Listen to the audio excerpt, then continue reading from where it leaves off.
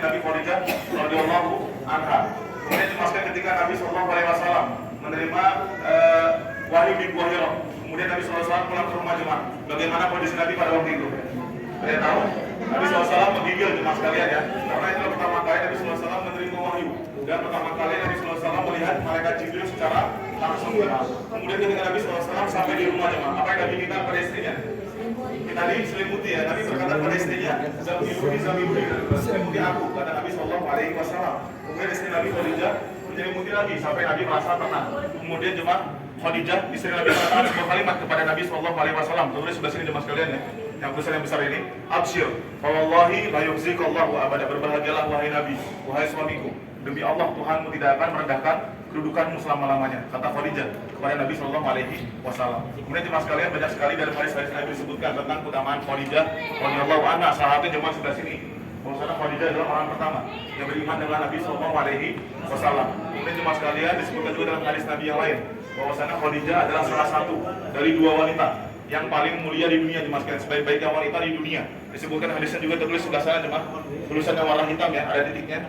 Yang titik yang atas, kalau Rasulullah SAW, khairu nisaiha Maryam, sebaik-baik wanita adalah Maryam yang pertama. Kemudian khairu nisaiha Khadijah bintu Khuwailid, sebaik-baik wanita adalah Khadijah radhiyallahu anha. Kemudian juga dalam hadis Nabi yang disebutkan jemaah bahwasanya Khadijah adalah salah satu dari 4 wanita yang paling mulia di surga nanti, jemaah sekalian.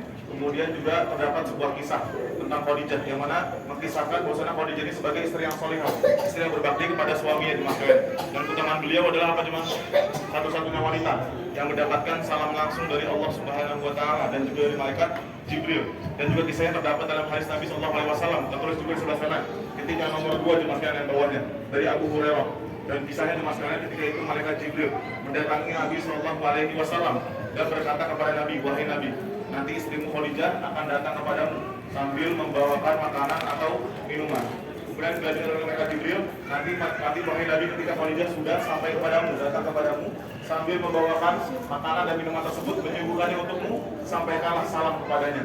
Dan lafaz dalam hadis Nabi SAW disebutkan, faqra 'alaiha salam bi rabbiha wa minni, sampaikanlah salam kepadanya, kepada Khadijah dari Tuhan yang siapa Tuhan Khadijah teman?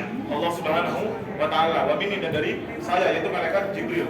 Dan berikanlah kabar gembira kepada Khadijah bahwasanya nanti Khadijah di surga akan dibangunkan sebuah rumah atau istana yang terbuat dari emas dan juga perhiasan, jemaah sekalian.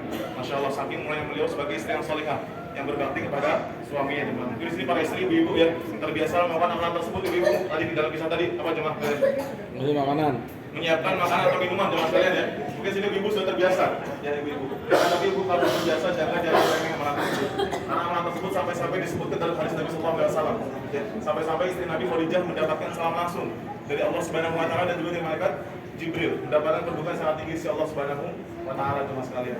Baik, jangan kita akan lanjut lagi ke slide selanjutnya.